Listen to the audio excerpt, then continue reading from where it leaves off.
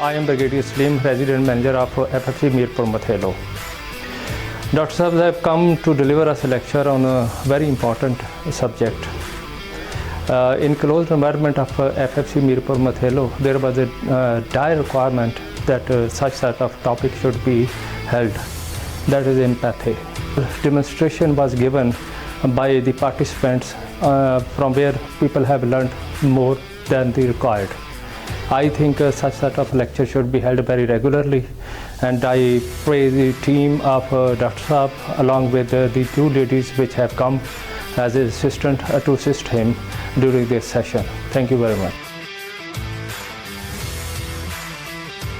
It was an excellent workshop. I have learned a lot. This is very useful in our day-to-day life. It's a blessing that you came here at our doorstep. Most important roles in keeping our employees motivated. Empathy should reflect in me